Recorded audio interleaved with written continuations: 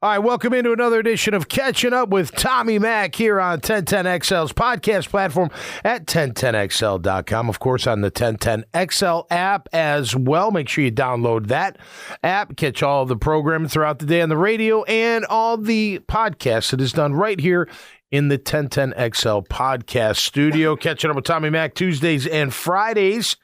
And today's Friday. Happy Friday. Getting you ready for the Christmas weekend. Merry Christmas to everybody out there, and hope you all are having a great holiday, whatever you celebrate. Peace and love is the key, no matter what you're doing out there. So hopefully that is happening. Brought to you by Team Tommy Mack. That's Catching Up with Tommy Mack. Just some awesome businesses that are going to help you out, whether you're getting out of jail quicker, done right with Chris Lucero's bail bonds, big truck accident, big semi-trailer yesterday at 95. Man, sorry to all those people that were affected by that. Truck accident law firm, and that's all they do is truck crashes, and they're all about safety. Make sure you check them out at truckcrashlaw.com. Graffiti Burger Bar, we were there last night. Thanks to Paul Pazluzny and Aaron Beasley and the great crew at Adaptive for bringing it all together, and Graffiti for hosting us there. We had some wings, we had some burgers, we had some beers, and we talked a lot of ball. It was so much fun. A great spot right there on 3rd Street. Outback Marine Construction. Hey, you're looking to build a dock, fix your boathouse, a lift, what have you. Make sure you call Outback Marine Construction. A few of my buddies that live on the Intercoastal have used Outback Marine to build their dock, so make sure you give them a shot. Azar Sausage, homegrown and down home. You know, I love their meat, man. I tell you what, looking forward to having some more of that. Carpet Man Flooring, not just luxury vinyl planking, LVP. It's carpet, it's tile, it's everything you can imagine.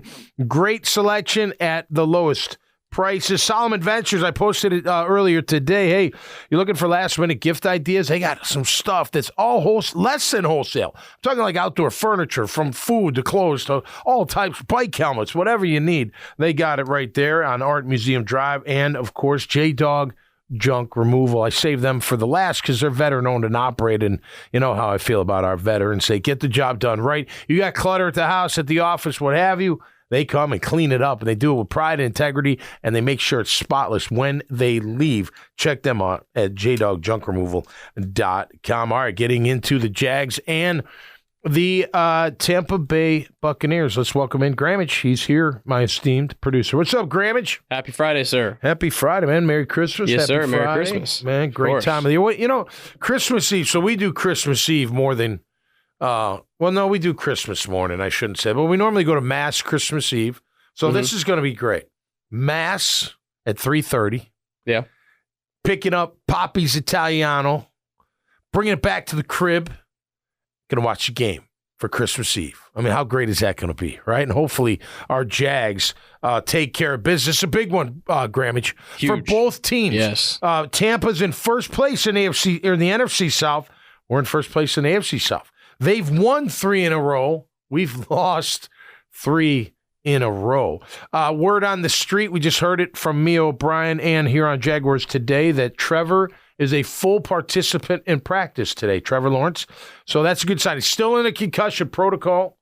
And, look, if he goes through practice with no problems and tomorrow morning when he wakes up, he's got no problems, they'll clear him and he'll be ready to go. So I'll tell you this, Grammage, Look, I want Trevor to play. He's our best QB, of course. But it's much more than the quarterback play. We need better play by a lot of different people. I mean, a lot of different positions have to play better, including quarterback. You know, look, Trevor last week, and I'm talking prior whacking his head, and he did take a shot to the face, too, which they didn't call that one. It was interesting. Pat McQueen got him pretty good on that one run. And whacked him pretty good. Trevor, you got to get down now. I love you being tough, but get down, man. Don't take those unnecessary shots. But look, he made some incredible throws and has throughout the year, but then he makes some bad throws, puts it in the wrong spot. Now, some of that is timing, receivers not running it right, not running at the right time, right spot, etc. But that's just been off. You know, if you look at this team overall, 14 games in, what are they? What would you say they are, Grammage? Like, positive net, whatever. What you look at this team for 14 games, what would you say the Jacksonville Jaguars are? What are they? Like one word or? I'll give you mine. How about I give you mine? Consistently inconsistent. They look great at times. They look bad at times. One side looks great. Offense plays well. Defense plays bad. Defense plays well. Offense plays bad. Special teams doesn't work. Missing kicks. Whatever the case may be. It's not a consistent football team. They are consistently inconsistent. Bad penalties at the wrong time. Not knowing the coverage. Not knowing the route. I mean, all these things that should not be happening. You even heard Doug Peterson say this week, we got to simplify things. I mean, really, week 15 or 14, you're simplifying. To me, it's just, I can't even fathom the idea of going into a game not knowing everything that I am supposed to do on every single play. I don't get that at all. But so that's what I'd say. They're inconsistent. And if they don't get their beep together, and they can, look, 3 games is plenty of time to get the momentum into the playoffs, without a doubt. But it's got to start Sunday against Tampa. So what would you say? What are they? How would you label your Jacksonville Jaguars? I would say better than they execute. Better than they execute. So they're a better football team than what they're showing. Yes. Okay. Well, I think they've shown they are who they are. They've got plenty of talent, plenty to make a move. That's what I mean. And make a run. Yeah, absolutely. And they do. I've said this. Look, they're talented enough. Now nobody can really just show up. You know what I mean? It's not a team out there. It's the NFL. It's the NFL. You're not just showing up. You got to prepare like crazy. I mean, it's just part of the job. But they can be a contender if they're on their A game. Now, you could say that almost about everybody, but you can also say, like, well, some teams are going to win even if they're not on their A game. Maybe it's their B game. You know what I mean? Maybe it could be San Fran. You could look at San Fran right now, and they could say, well, we don't have to play our best to beat you, depending on who they're playing. This Monday night's going to be awesome, San Fran and Baltimore. Well, for example, like the Chiefs have not played very well all year. Right. You would still give them a shot to potentially go win a Super Bowl because 15 plays for them. Absolutely. And 87. Like, and I feel like that's kind of what you're saying is like, you know, certain teams like just have to elevate more to be able to beat any given opponent. Well, okay, so like, Mahomes can carry them if needed. Yes. Defense could break down. Running king could get shot down. He could take over and win the game. I wouldn't say that about Trevor consistently. I agree. I think he can, but he doesn't do it consistently enough. I agree. So, look, regardless, they all got it just, I mean, come on. This is ridiculous. You know, you go back and you look at the last 3 weeks. You know, okay, Baltimore's a really good team. You had chances. You left way too many points. And you don't know how the game goes. Like, even if you get a couple of those field goals, right? Now it's 10-6 at half. It's not 10-0. Or maybe it's 10-10. You know, maybe one of those field goals that you could have made would have been a touchdown. Who knows? You don't know, right? You fumble the ball and then you lose it at the halftime. In the first half, they left conservatively 12 points on the 12 to 20. I figured my math. 4 field goals. Now, the 55-yarder, I mean, he's supposed to, that's what he's here for. Look, well, the 50-yarder banged off the thing. That's just bad luck. You know what I mean? That's just an inch and it goes in. You know what I'm saying? Like, that's just, ball doesn't bounce your way. If you watched it, the wind took it a little bit too. It did too, yeah, at the end. It did. So, you know, look, one thing Press Taylor did say this week, like, we can't come away with nothing. That's what ticked me off last week. Like, and even those little wins, those little field goals that add up, you know, hey, it could have been 12-10. It could have been 20-10. But it's coulda, woulda, shoulda, so I don't like saying that. But you did leave a lot of points out there based on your own miscues, your own, how you ended the half, not catching the ball at the right time, having a bad penalty at the wrong time, those kind of things. So hopefully they clean this up. Because you're not going to Tampa. If you play like you played against Baltimore, you will not beat Tampa Bay. You're not. And the freaking turnovers in enemy territory, man. They're killers. And they're killers. We talked about this on Tuesday. It's the lack of situational awareness. Yep. And in my opinion, Fred Taylor said this on the postgame show with Dempsey after the game on Sunday, and I thought Fred nailed it. He was saying that he believes that Doug's aggressive mentality because he's always aggressive. We know this. He's aggressive with basically any facet of the game that he can be. He will be aggressive. Yep. That Doug's aggressive approach has potentially caused the players, and especially Trevor in particular, to panic? Not panic, but perhaps not always have the correct awareness of the circumstance they're in at that time. So, like, for example, when on Trevor's scramble, when he fumbled the ball,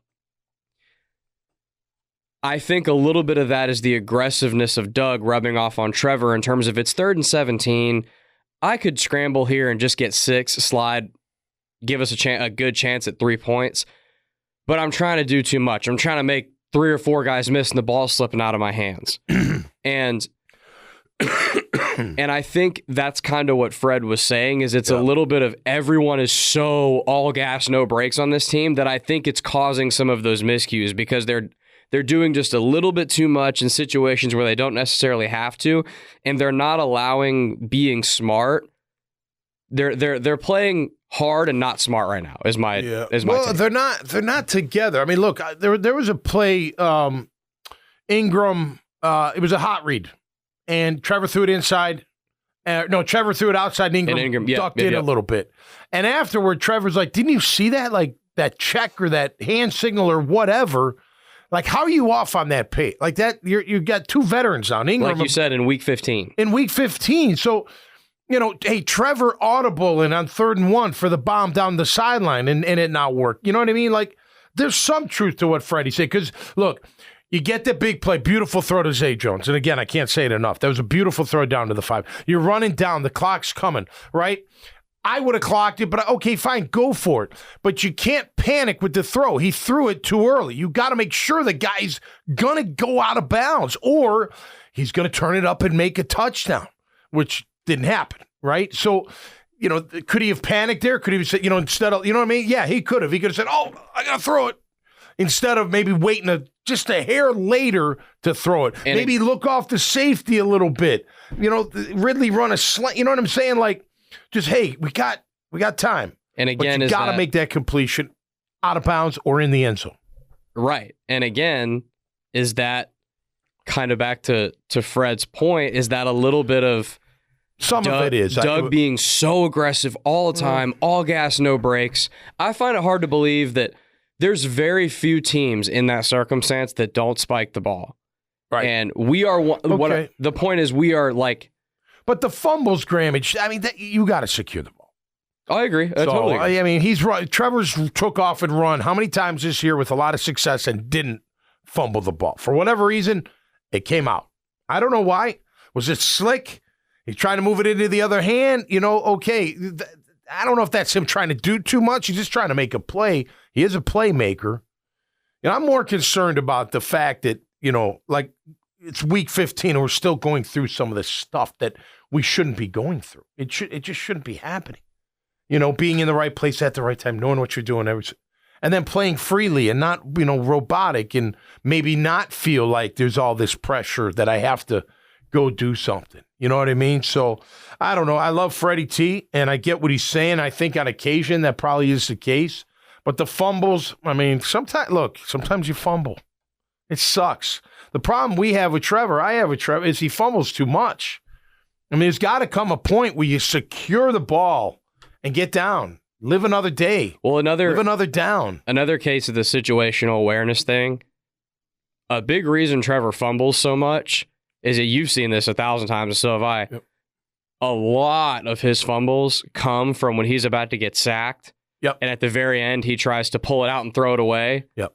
And he fumbles the ball. Yep. And he's trying to do too much. Correct. And again, it's the situational awareness of sometimes it sucks, but where you're currently at when a defender's got you halfway to the ground, a sack is the best case scenario here. Just take the sack. He's so unwilling to take any type of play that's not a big positive play. After watching the replay, there were some throws where he didn't finish because he knew he was going to get hit. He still made the throw, but he didn't put all, full follow through. Right. Because he could feel, and he's a tough kid. Like, he's one of the tougher kids, or guys, I shouldn't call him a kid, tougher players out there. There's no doubt about that. But I think it's getting to him. I think he's sick and tired of getting it. If I was him, I'd be yelling at my line like, gosh, dang it, keep him off me. Like, give me a chance. I mean, now don't get me wrong. It's not always their fault. Sometimes it's his fault with the awareness. Like, he's got to, like, whether take the sack or throw it away or just take off and run. You know, he's that consistent. That's been inconsistent. When he takes off and runs, things happen. When he doesn't, it's a little bit tougher. The rhythm's a little bit off. You know what I mean? Or the backs missing blocks in the backfield, right. or what you talked about with Ingram. Yep. So if they're sending the house, you don't have enough blockers. All you got to do is turn around. Right, and you got to be on the same page because that's not on the offensive line. Right. I mean, if they're sending the entire freaking defense, there's not gonna be enough blockers. You know, you think of Parker missing the catch. Elijah, they finally throw it to you, and you don't catch the rock. Look, I know he's got a cannon. Trevor's got a cannon. There's no excuse. You got to catch the ball, especially when he hits in the hands. That stuff drives me nuts, right? So that's the problem with the teams. Like, they're just – okay, let me ask you this. Have they put together a complete game yet? No. Full 60-minute, not every drive, of course, but no lags, no lulls, no, missed assignments, no blown coverages, no wide open. You know what I mean? Have they gone through a whole game where they put it all together? The Titans game was the closest to it.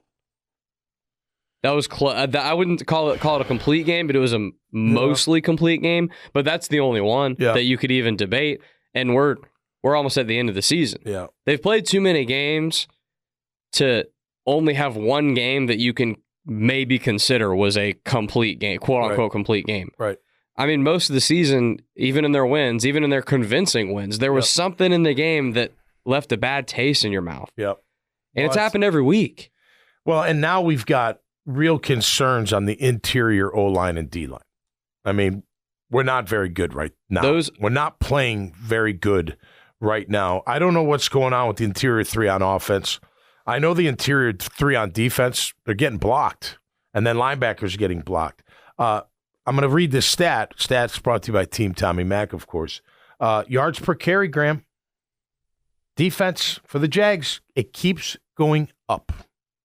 Little by little. Listen, we were at 3.6 for a while. 3.6 yards a carry, then 3.8. That is phenomenal. Phenomenal. For like 3 months of the season. Now we're 4.2. It keeps going every week, it seems. There's some kind of crack in the armor that these teams are finding. I don't like, look, Doug's great. I'm not anything against any of them, but I don't like if he's coming out in the public saying we control the line of scrimmage on defense, your players are going to believe it.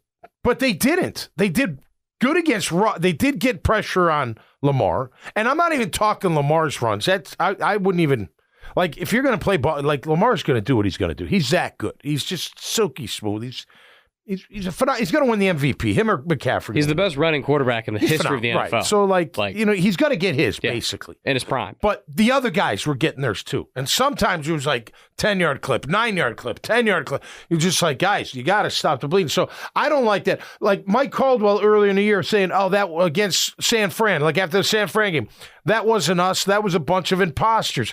You tell your team enough that's like giving them that trap door of it wasn't us. It just wasn't us. You know what I mean? I don't like that kind of stuff. As opposed to forcing them to look in the mirror and be like, what the hell is wrong with us? Look, I'm not saying, it's a different era. You don't have to get up there and slam the table and yell and scream and all this stuff. I get that. But to sit there and be they're playing, when you say you control the line of scrimmage, you're saying we won the battle at the line of scrimmage. Did they win the battle at the line of scrimmage? No. Come on, honestly, they didn't. They didn't get killed all game long, but they got beat up pretty damn good. So I don't like those kind of messages, that are thrown out there. And I know that, they're going to protect their players. And that's a good thing. It's a good thing. But let's take, and we haven't seen it in a while, but even with players, running the wrong route. And it's not just Ridley, Ingram, we count on Ingram. I tell you what they're using Ingram more for, it seems, is blocking. I want to see him out in routes. I mean, look, make it quick. You know, let's get back to those shallow crossing routes. You know, those crossing routes where everybody's wide open. You can hit them quick. You know, we take a longer one. Remember the Ridley one, not maybe 4 weeks ago? Remember that deep crossover? It was a thing of beauty. I think the issue is in the last couple weeks they haven't had enough time to run those long developing routes. Because crossers are extremely effective routes, and Trevor throws them very well, but they take time. Shallows don't if they're like close to the yeah, that's true. The tackle box. Like Kirk's game winner against the Saints. Yeah, that was quick. That's a quick ching. Look, we miss Kirk. We're gonna miss Zay. Look, sounds like Brenton Strange is back though, so I like that. That should help. He can bring a little spark. I tell you who we miss. You know who we miss? Cam. And we miss his feistiness. Yes. We miss that nastiness. Yes. We miss that attitude that when he's out there, call him what you will, what kind of lineman, I don't care. But his attitude, his aggressiveness, it does resonate. I would think Scherf would be the guy that would do it too, but I don't know what's going on. He's had a great career, obviously, but he hasn't played his best football. They seem like they're off a little bit. Anton's played well, especially for a rookie. He's done a pretty nice job overall. But you're right. You're so right with the Cam thing. Like, I think on both sides of the ball, they're missing a nastiness and they're missing an outspoken, like, get after it type of player. Rayshawn, a little bit on defense, I would say. I would say that. And he's a heck of a player. But I think they could benefit from somebody in the front seven being similar to that. Yeah. And then they need Cam badly in that think term. About, like, doesn't every sport professionally, maybe even college, maybe not every sport, but most of them doesn't every team need a enforcer type? Yes. That says, hey, you don't get to push us around. You're not gonna a team that wants to like win championships. Yes. Yeah. You're not gonna on the basketball court. You're not following me like that because my guy's coming over to take care of this. You don't hit my quarterback late. You don't lay on my running back. That's one thing. He always runs to the ball, and he makes sure nobody's doing any of those things. I think that's important. I think you need that kind of attitude and energy on both sides. Like you want to. I mean, it's a fist fight. You're trying to ruin their day. You're not trying to ruin their career, but you're trying to ruin their day. And that sometimes is by, just out hitting them and getting after it and not taking any grief from anybody. I don't know. The D-line, like, again, the outside guy, look, I said this on Tuesday. Trayvon Walker's turning into something, man. He's getting better. Josh is having a huge year. Josh is in the backfield all the time. But they need these guys. Like Foley, where's he? Kasi, where's he been?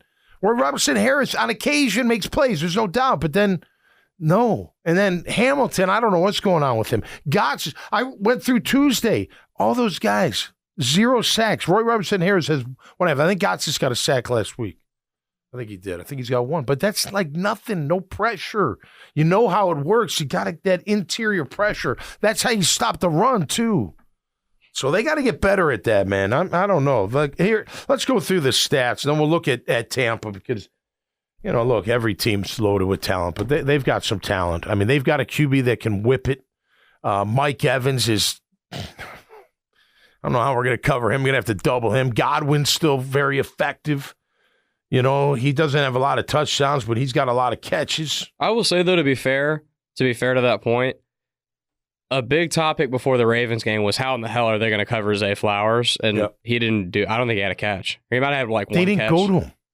They barely went to OBJ. Like, I don't even think that was their game plan. I think it was, hey, we're going to pound the ball, and then likely and the other tight end's going to kill him. And they did.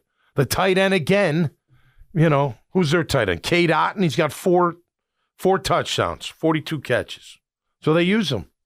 And Mayfield does like those seam routes. Listen, you give that guy time, even if he's got to make his own plays. I'm not going to call him, Mahomes or anything. That guy can play, and he can hurt you. And they got the weapons to hurt you. And you talk about having guys on your team with some attitude. Yeah. Baker's got attitude. Baker will get in your face. Absolutely. And Trev, look, I'm okay with Trev the way he does things. I want the guys around him to. It doesn't have to be the QB. No, I know. It's got to be somebody. Right. And agreed. I mean, wouldn't you just love, I think we've already talked about this before for a different game, but wouldn't you just love if sometime in like the first quarter, Jags got the ball or whatever, there's a run play and Jags get a first down or something like that. And, Bucs make a tackle 12, 15 yards down the field. Yep. And we start pushing and shoving a little bit. And just get into it. Yeah. I don't start a fight. I don't need a bench clearing brawl. I don't need people ejected. Right. I'm not. That's not what I'm saying. I don't need crazy. We're not throwing punches. Nothing like that. Yeah. But get in someone's face and talk a little mess and swag. Yes. Have some tough swag. Yes. Yeah, we don't have a lot of that. Be like, get on to somebody. Like, be. No, I know. If there's a little scrum or something, I would love that. Gets everybody fired up. Now, what I don't want is if you're down 10 points in the fourth, then you do then it. Doing it. No, I agree. First quarter, early in the game, bring the fight to that, like that type of thing. I need that attitude from the start of the game. Yeah. I don't need a frustration penalty at the end of the game. Well, let me tell you, their defense will get after that. They're great. They're not great against the pass. Pretty good against the run. They're like one of the worst pass defenses in the NFL. Yeah, they're like horrendous. Yeah, they're bad. But they got 40 sacks as a team. Yeah. They got 11 picks. We have 30. Now, they've got, like, even Vita Vea's got 5. That guy's a beast in the middle. I'm telling you what, if I'm them, I'm lining them up over Fortner and be like, just work this kid out. Like, go work. Oh, my God. I don't know what's going on with Fortner. You just ruined my day thinking of that matchup. That's what wouldn't you? Oh. I'd be like, Vita, take care of number 79. Don't let him off the line of scrimmage and pound him into the ground as best you can. Just go straight every play. I don't care if you get a sack. I don't care. Just we gotta take him and go forwards. It's time. Look, we're in mid-December, late December. We got 3 games left. This is where you separate. And you need momentum. You're not good enough to not have momentum to go into the playoffs. So let's look. I got them winning. I will say this. It took me all week. Because I was not. And again, for me, it was just it wasn't the fire. It wasn't like I know you're talented enough. I know you got plenty of talent. But you can't win football games. And you play that kind of game in September. You don't play it in December. You know what I mean? Like, you're still working out the kinks in September, maybe, but not December. There should be nothing. Like, you should know everything. You know what I mean? Like, you should all be on the same page. You should all be blocking at the same time. You should all be, flying to the football, which they do. The attitude and the energy there. I can't say it's not, but the lack of execution, I guess. I don't know, for lack of better terms, no pun intended, but it's just really bizarre. And then you look, and who knows what they say behind closed doors. I only hear what they say on the radio, and then the radio, it's like, oh no, that wasn't us. You're like, yes, it was. I just watched you. Your players. That's not what they're taught. Whatever. I don't care what they're taught. It's what they're putting out on the field. So can they turn it around? They have to. And by the way, Tampa's sitting there going, hey, we need this win too, man. This ain't no walk in the park. We gotta stay ahead. We gotta win this game. Let's go over the stats because we're pretty close. Again, we're pretty close. Points per game, they give up 20.7. They score 21. So about the same.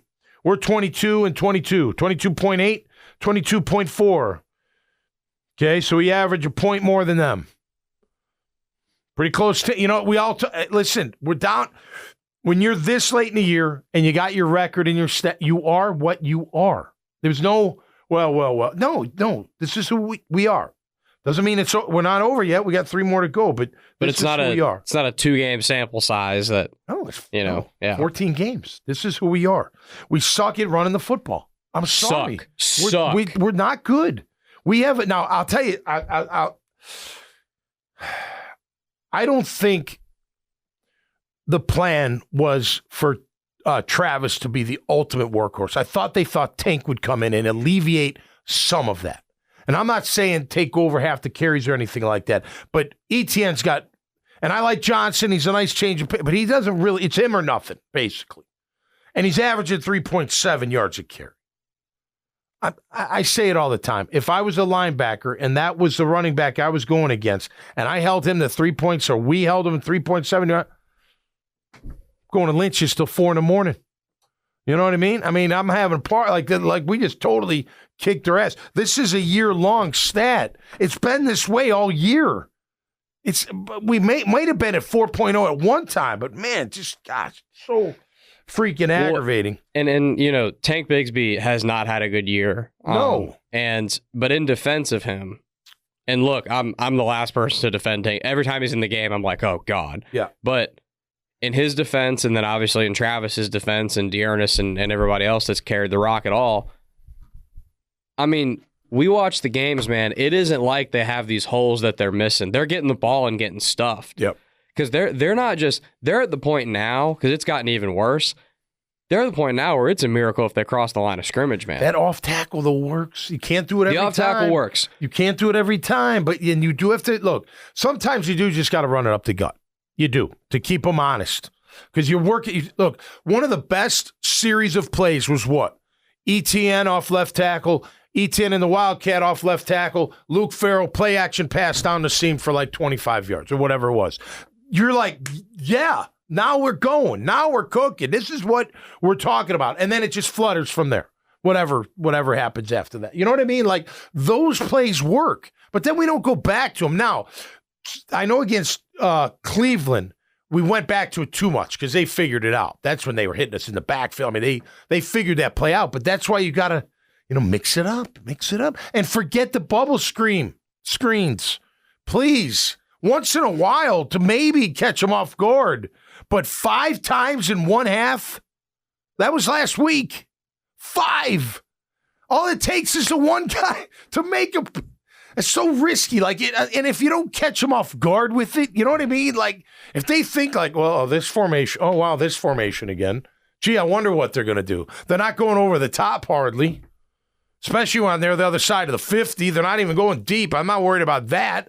I'm just gonna press up here and let's see if that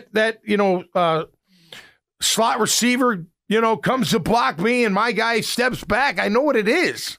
It's not hard to read. 5 of them. I think there was at least 4. I think I counted 5 in the first half. That is, like, stupid. Like, sorry, I don't mean disrespectfully. That's just terrible thinking. Well, that play calling, in my opinion, is a result of not being able to run the ball, particularly up the middle. Right. Because... Well, they know that, though.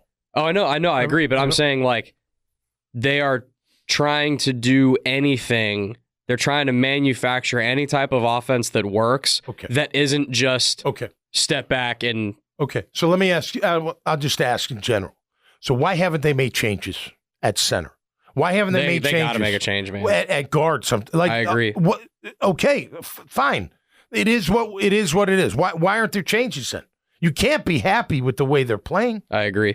I'm sorry, Fortner's taking a lot of heat, but man, he's a big guy that can be pushed around, and then sometimes he doesn't block anybody. I don't know what he's doing. It's bad. It's weird. It's just, and again, it's a new era. I guess you can't hammer them. I don't know. I'd be hammering them. I would be so mad. Like, how do you, look, you're in the NFL. It does come down to, you got to fight this guy, right? You all the prep in the world, there's great. You got to have it. But at the end of the day, you got to fight that son of a bitch across from you and beat him more times than he beats you. He may not win every time. He probably won't. And if it's even, they're fine. But at least you got to be coming out on top of that.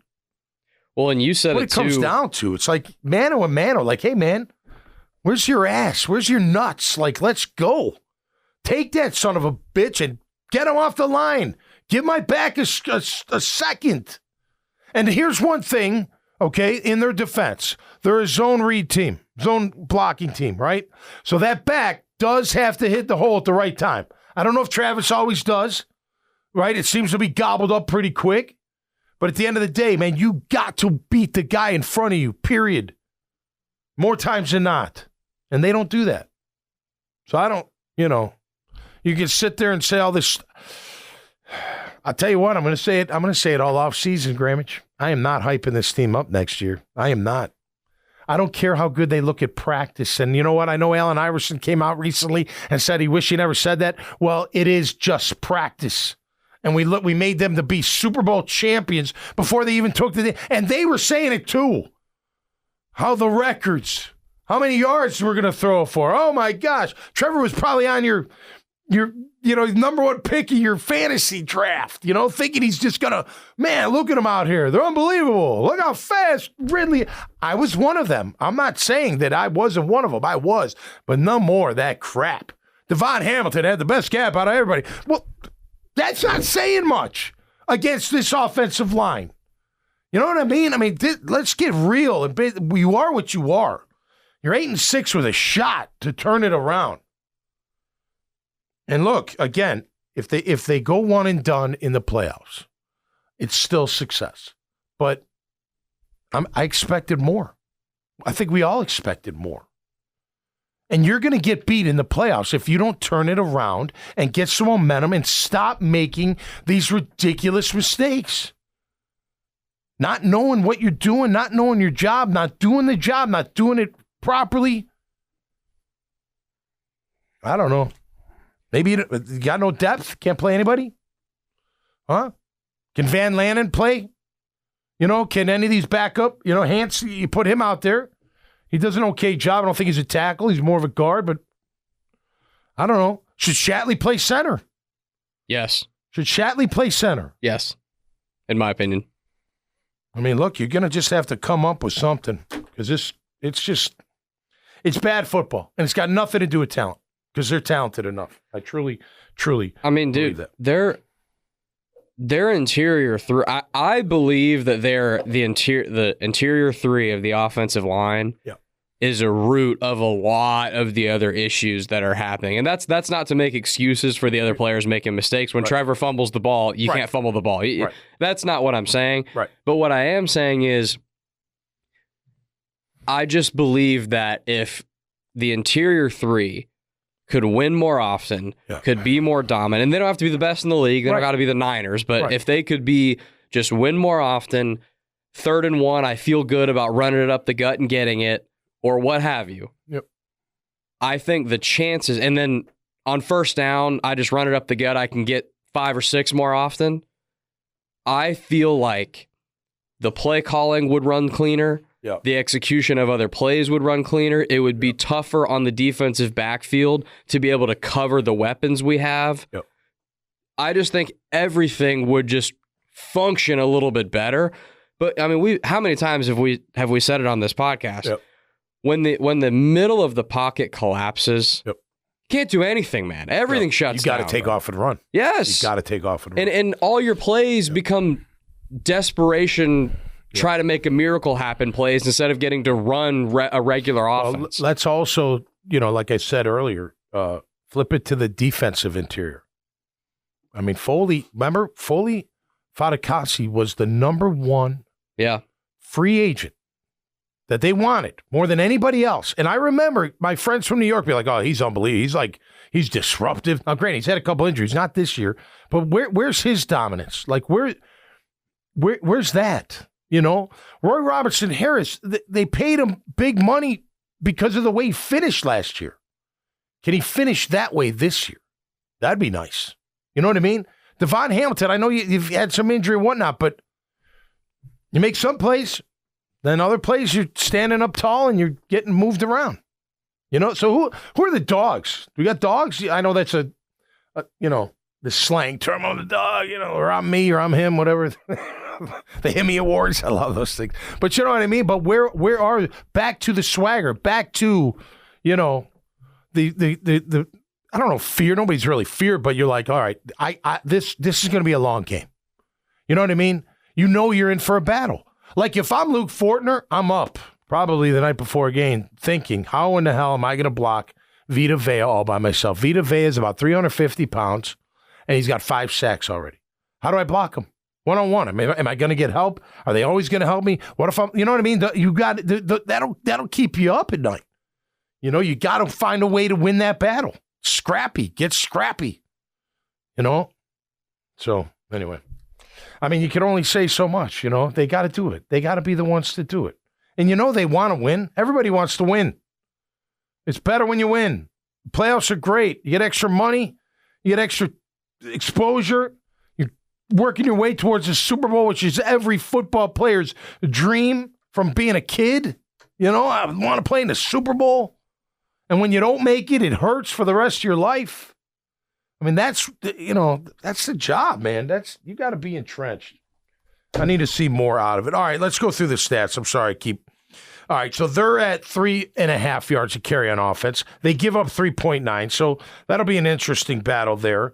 Third down, our offense still, again, another stat. Yards per carry, terrible. Third down, terrible. 36.5%, Grammage, for the year.